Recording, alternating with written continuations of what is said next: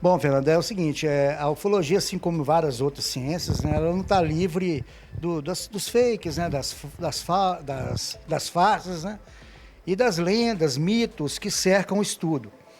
E desde quando eu comecei na ufologia, em 1990, quando você começa a ler ali, ter acesso àquelas primeiras leituras, tudo é fantástico, né?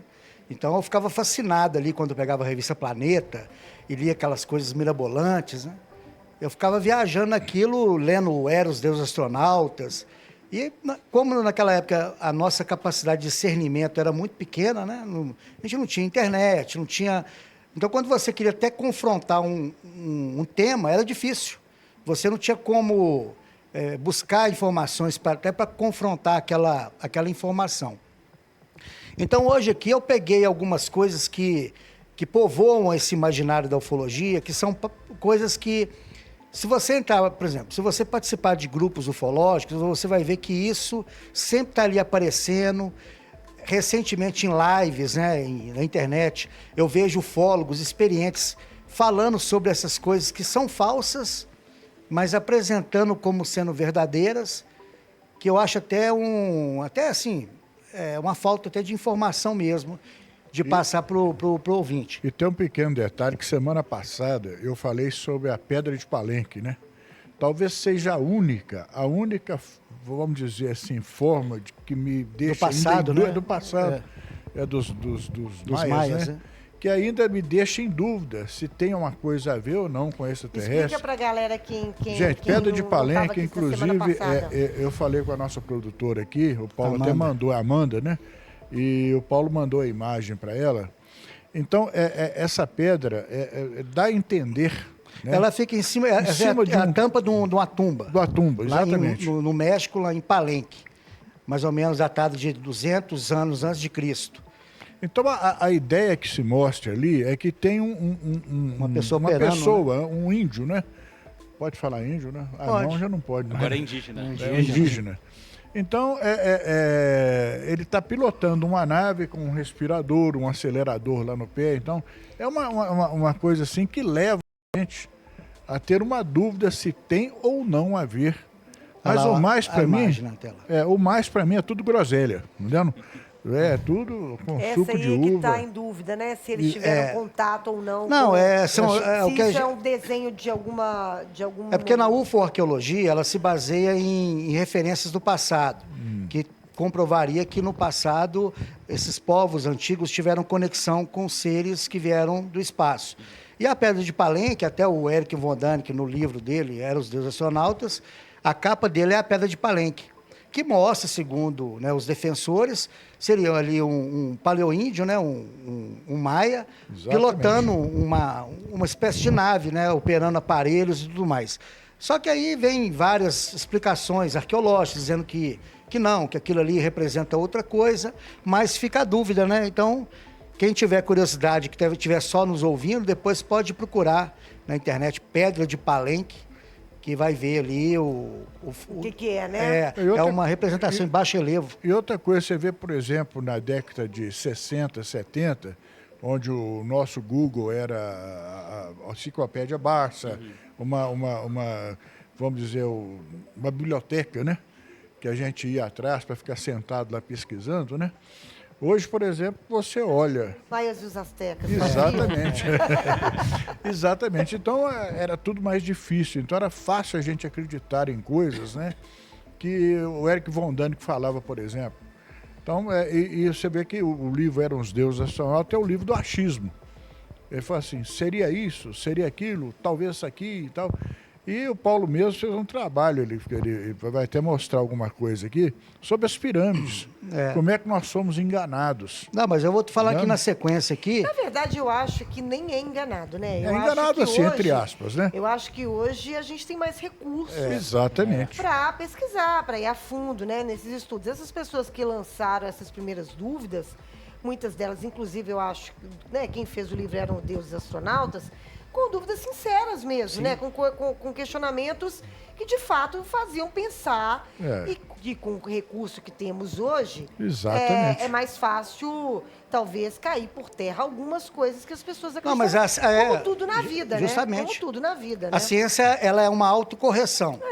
Então, nós não estamos aqui denegrindo o trabalho do Eric von Däniken. Ele mesmo já disse que, quando ele lançou o livro, há 55 anos atrás, mais ou menos isso, o livro está repleto de erros, ele já admitiu isso. Né? E depois ele foi corrigindo em outras obras, né? Me parece que ele já publicou mais de 52 livros. E só que acontece, ele foi o precursor mesmo dessa ideia dos deuses astronautas, então tem um mérito, né? E cabe a nós ir aparando as arestas ali, vendo o que procede ou não. Mas aí, como sempre, o incisivo Albert chuta sempre o pau da barraca. Eu não vou aqui ficar passando pano para essa turma, não. Se você vir hoje esses programas que estão na televisão como os alienados do passado, a insistência ali é grande, entendeu? É um antro de bobajada que eu vou te contar uma coisa. Então, vai ter sempre, né? Então, dentro desse hall de farsas que ainda... Porque há pouco tempo atrás, agora eu vi no YouTube uma live falando sobre isso, que é a pegada Meister, que foi um arqueólogo, um paleontólogo lá dos Estados Unidos, no ano de 68, ele estava em Utah fazendo pesquisas ali, e descobriu um fóssil de um trilobita. Trilobitas eram artrópodes que viviam no fundo do mar há 500 milhões de anos, ou seja, no período cambriano. E aí o interessante é que o trilobita estava dentro do que parecia ser uma pegada, um formato de uma pegada. E ele fotografou aquilo, retirou aquela placa, né, de pedra do chão, e no ano de 1970 isso caiu no domínio público e virou uma febre. Seria a prova para os defensores dos antigos astronautas de que há 500 milhões de anos algum astronauta veio aqui na Terra e teria pisado no trilobita. Porém, o que derruba essa tese é que nesse local onde ele descobriu essa pegada, eu vou pedir para... Olha lá, na imagem número 1, tá vendo? Sim. Ele em destaque embaixo o trilobita, né? Que são animais que viviam no fundo do mar. Então, significa o quê? Se esse astronauta veio aqui, ele foi no fundo do mar para pisar nesse artrópode, né, no trilobita, e mesmo que ele tivesse pisado num ambiente marinho, não teria deixado uma impressão, né, ali no fundo do mar, porque não é um local onde você deixa uma impressão.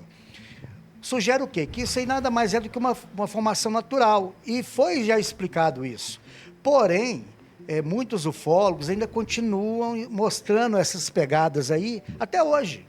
Aí é que não dá, né? E aí é que você vê que esse é o freio da ufologia. E uma As pessoas pegada... ficam presas a isso, sendo que existem coisas muito mais relevantes, sabe, que nós trabalhamos, pesquisamos, trazemos e mostramos, mas que não são divulgadas. E essa pegada... Uma dúvida que eu tenho. Será que essa alimentação da desinformação não é uma forma de chamar a atenção de mais pessoas? Porque é aquela questão. Às vezes a desinformação, principalmente dentro da ufologia, né? Eu acho que aguça aquela curiosidade. Será que isso está atrelado a essa questão de chamar a atenção? O que acontece? Eu acho que tudo aquilo que é fácil, é fácil de ser também assimilado.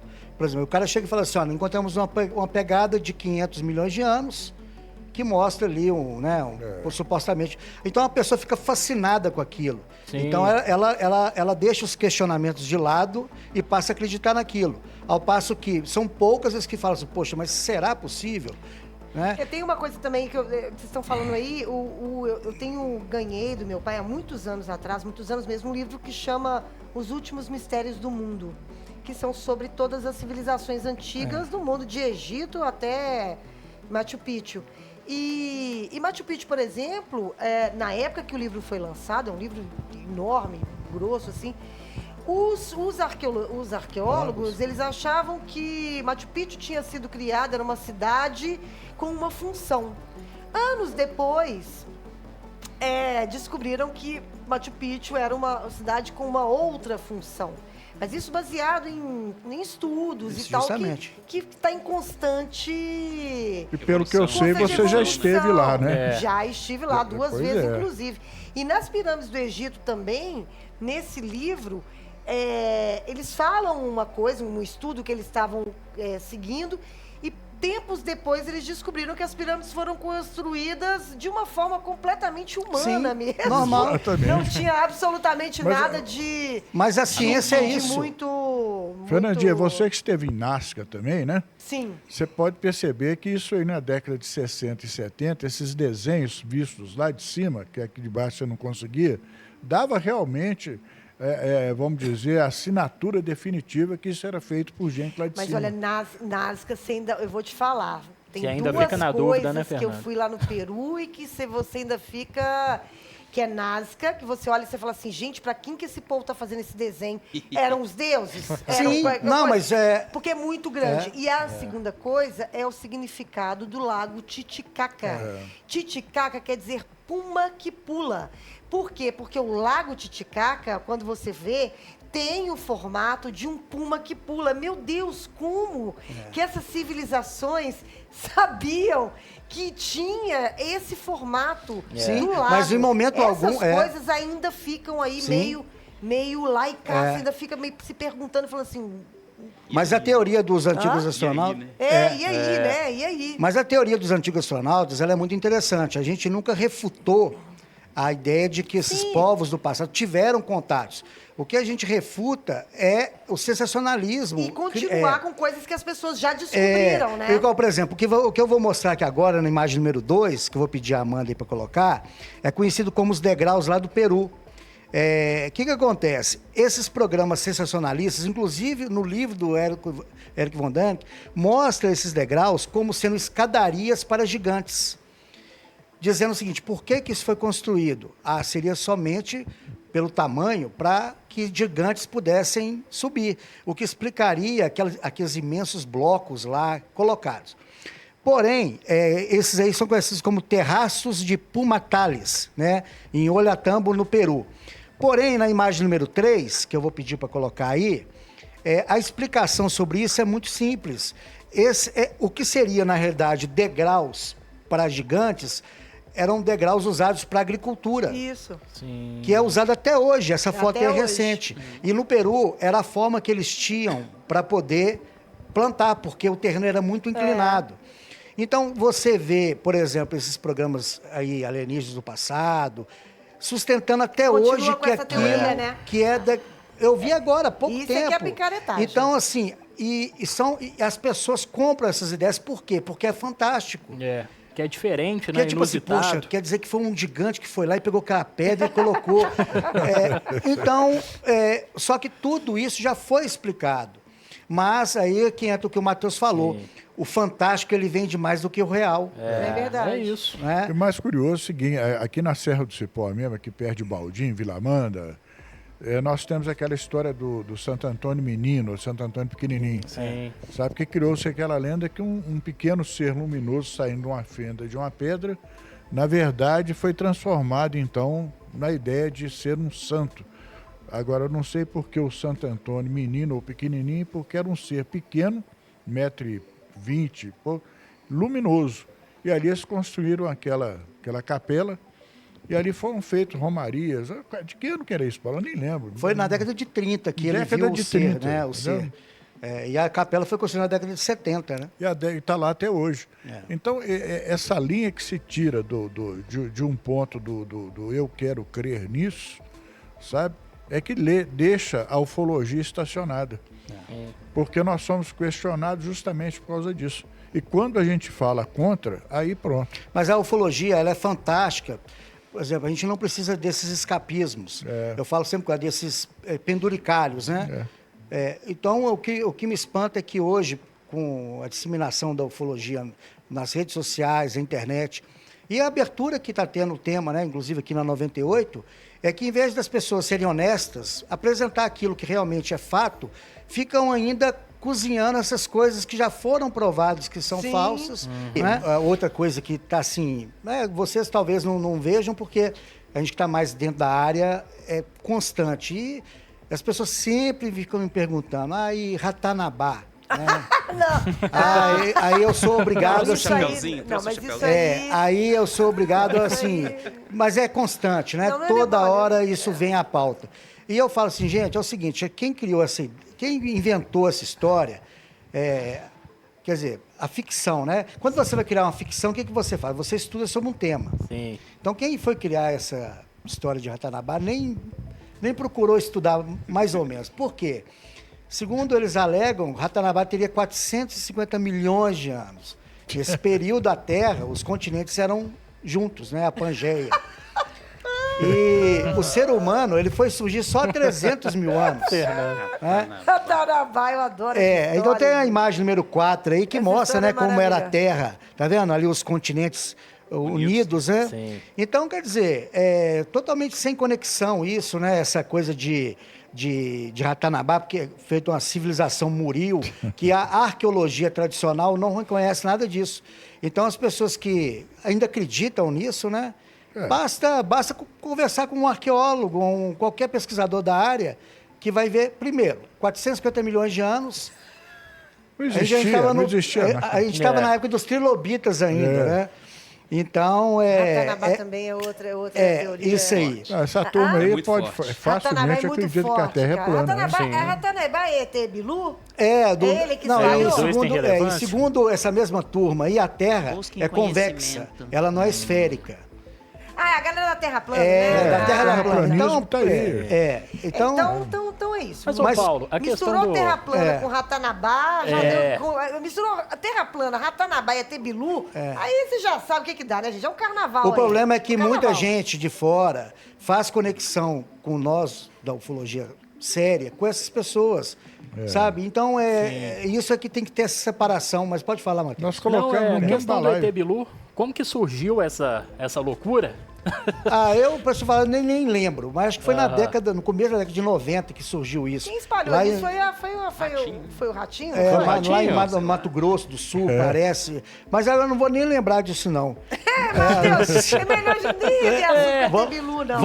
Vamos pular para a imagem número 5, que é interessante, que são as pirâmides do Egito. Então, o que acontece? Outra coisa que é assim mostrado diretamente são as pirâmides do Egito, que seriam construídas, segundo essa turma, ou por interferência alienígena direta, eles construíram, eles cortaram os blocos, ou foi por orientação dos alienígenas.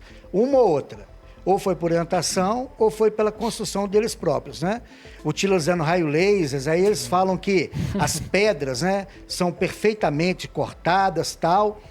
E agora, recentemente, a arqueologia descobriu que um braço do rio Nilo, ele é até próximo das pirâmides, um afluente chamado afluente Khufu, que ali no mapa mostra. E essa informação ela foi agora, de 2022.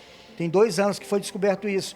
Então, quer dizer, até então, eles pensavam assim, poxa, como é que eles conseguiram transportar essas pedras gigantes até aqui? O rio ia praticamente quase encostado nas pirâmides, o que mostra que era possível o transporte dessas pedras, que até então era realmente um mistério, como eles transportavam, né? E aí na imagem número 6 aí, eu vou pedir para colocar, olha que interessante, Fernanda. Ali é uma imagem, a primeira, feita por um drone do topo da pirâmide de Quéops e depois aproximado. Você vê que as pedras, elas são totalmente irregulares. São totalmente irregulares. Não tem nada de corte a laser. Não. As pedras que eram cortadas com precisão eram as pedras que faziam o acabamento final. As que eram do miolo eram cortadas de qualquer jeito. É igual a gente vai fazer um muro, coloca ali, né, o cascalho e depois vem fazendo o acabamento final. O curioso é o seguinte, que teve antes do professor Alberto falecer, ele mandou para mim uns documentos que ele recebeu de um arqueólogo, amigo dele, assim, amigo assim de casa mesmo, que traduzia algumas coisas, quer ver que estava perto de estourar uma rebelião entre os funcionários que criavam aquela coisa. Ele falou assim, vieram traduzir aqueles hieróglifos, falou assim, esse faraó até é bêbado, esse homem é doido, sabe? Nós estamos aqui morrendo de frio, fome, calor. Tá? E ele lá no bem bom com as mulheres, comendo uva e tal, não sei o quê. E nós construindo essa coisa aqui, ó, não sabemos com qual objetivo final. Então, e outra coisa, eles mostraram por satélite por onde as pedras eram arrastadas, os vestígios estavam ali, ou ainda estão ali, né? Então, para acabar e botar uma pedra definitiva nessa coisa... Uma pedra aqui, mesmo, né? E uma pedra não cortada a laser, não cortada a laser. Não cortada a laser, que essa coisa de pirâmide é construída por extraterrestres. Paulo, quantas pirâmides tem lá no coisa que você falou? O Sudão tem mais de 150 pirâmides, o Egito tem mais de 110 pirâmides. As pessoas acham que o Egito são as 3 principais, né? Mas não, ali no Vale de Gizé. E a forma que eles começaram mostra exatamente a irregularidade daquelas coisas. Aquilo foi evoluindo até chegar a esse ponto. A primeira pirâmide foi feita há mais ou menos 6 mil anos. também tem, gente. Sim. E aí o pessoal fala assim, outra coisa que os especialistas, né, da teoria dos alienígenas do passado, falam, poxa, mas por que povos tão distantes construíram pirâmides? Significa que eles tiveram orientação de uma... Não, a pirâmide, você pode ver que o Egito tem terremotos, o México tem terremotos, são regiões em que tem muito abalo sísmico, no Peru também. E a forma em pirâmide é a mais estável. Onde a base é maior do que o ápice, a forma... Justamente. Eles observavam isso nas montanhas, entendendo?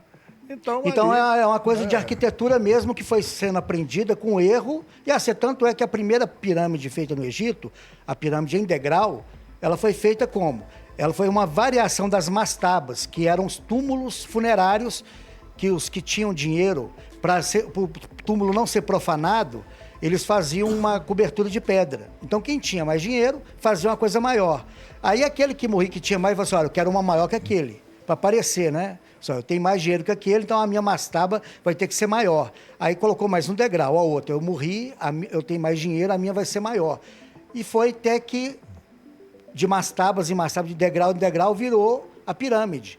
E depois veio a pirâmide curva, que o Albert falou, que foi uma tentativa de fazer uma pirâmide correta, só que na hora que chegou no meio, o engenheiro viu que o ângulo estava errado, ele tentou consertar. Então ela começa assim e faz isso. Ó. E está tudo lá. Então, quer dizer, se foi realmente uma tecnologia que foi ditada por seres alienígenas, então começou errado. Agora, tem uma coisa que a gente tem que citar também, que nós falamos aqui sobre os povos, né? Você vê que os hindus também tinha aquela coisa dos vimanas, daquelas naves que, né? Então são coisas, os japoneses também. Então nós temos que realmente, as pessoas que querem usar a UFO-arqueologia, né? É interessante perder tempo com isso, só que eu acho que tem muita coisa acontecendo por aqui afora que merecem ser investigadas e esclarecidas hoje. Sim, mas é porque o assunto da UFO-arqueologia ele é um tema, tanto é que esse programa Alienígenas do Passado ele é campeão de audiência. Porque já tem muito tempo, já tem mais de 15 anos. Já tem mais de 15 Só que assim, por quê? Porque explora aquilo que o Matheus falou, é o sensacionalismo, aquela coisa fácil. A pessoa fica ali, por exemplo, a Arca de Noé. Eles alegam que a Arca de Noé não tinha animais, eram amostras biológicas de cada animal. Por isso que ela conseguiu transportar todas as amostras dos animais, né? Aí, quer dizer, aí é um chute tremendo, é uma viagem na maionese. Mas as pessoas gostam disso. Elas gostam disso. Naquela ideia que Noé era um extraterrestre, ou então orientado por extraterrestre, que guardava o gene de cada ser existente no planeta. E tem, inclusive, fatos na ufologia que a gente tem como comprovado, igual eu já falei aqui, como, por exemplo, a Noite Oficial dos OVNIs, né, que aconteceu em 19 de maio de 86, em que 5 aviões da Força Aérea, 2 F-5 e 3 Mirage, foram atrás de 21 objetos não identificados. Das 8 da noite às 4 da manhã. De 8 da noite às 4 da manhã, sendo perseguidos ali. E até mesmo a noite oficial que a própria Força Aérea depois, ela liberou um documento em junho de 86, só que esse documento ele só foi vir a público em 2009. Ele ficou esse tempo todo ali secreto, né? E o documento vem comprovando aquilo que nós já sabíamos, que os objetos que foram perseguidos, eles eram sólidos e demonstravam capacidade de manobras, né, eram inteligentes. Movimentos inteligentes. Eles voavam em ângulos retos, eles perseguiam e fintavam os nossos caças como brincadeiras, né? O problema todo é que até a noite oficial, que é um assunto sério, que na ufologia é classificado, por exemplo, a Operação Prato, Noite Oficial dos OVNIs, são assuntos que encabeçam ali, né, o ranking. Porém, até a noite oficial, ela vem com alguns agregados que não tem comprovação. Eu vejo recentemente em lives, em programas da internet, ufólogos dizendo que algumas naves tinham 10 quilômetros de extensão, que os objetos voavam a Mach 15. Nada disso tem comprovação. Né? O que foi real é o seguinte, que foram 21 objetos que foram plotados, fato. Mas ninguém soube dimensões dos objetos. Aí eu vou pedir para colocar a imagem número 8, por favor, para a Amanda. O Alves está aqui com a perna bem na minha frente, Fernando. Eu não estou conseguindo ver a televisão. Então, a imagem número 8, ela quer colocar aí. O que acontece? Esse aí é o piloto, né, o Viriato, que teria perseguido, o capitão Viriato, que teria perseguido um dos objetos. E, numa entrevista, ele disse que os objetos estariam voando a Mach 15, ou seja, quase 18 mil quilômetros por hora. O avião mais rápido que nós temos hoje, que seria o Blackbird, né, quer dizer, fora de operação, ele voava a Mach 3, por volta de 3.400 km por hora, 4.000 km por hora.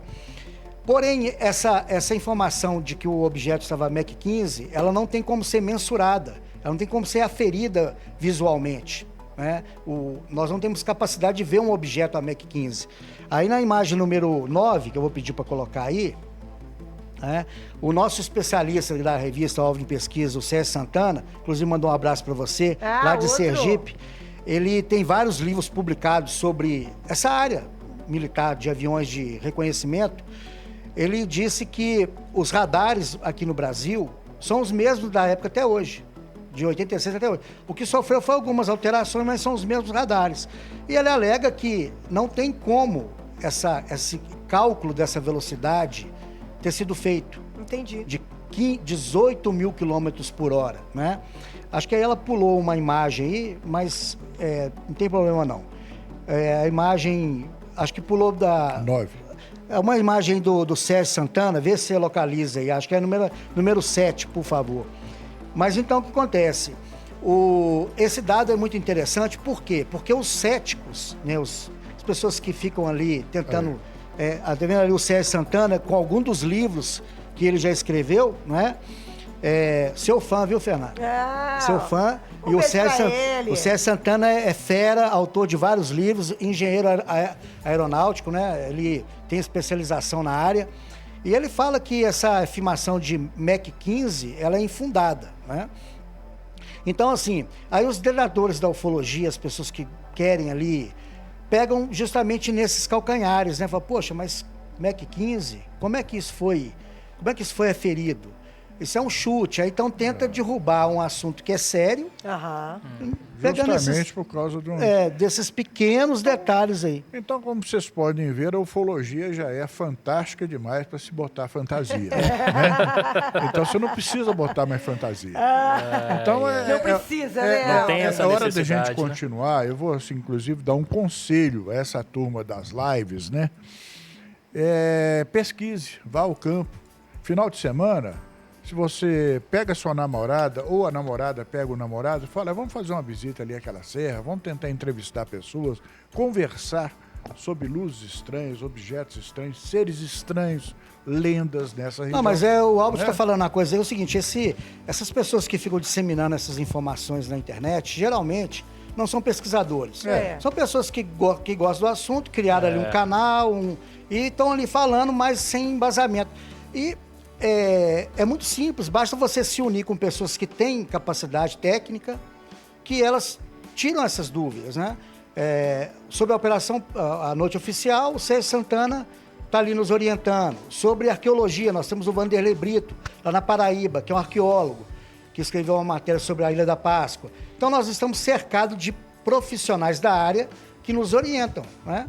Então, é isso. Acho que a ufologia é um campo interessante, porém as pessoas têm que ter capacidade técnica para poder falar com propriedade. E ser orientado por pessoas que sabem estudar e formado na área.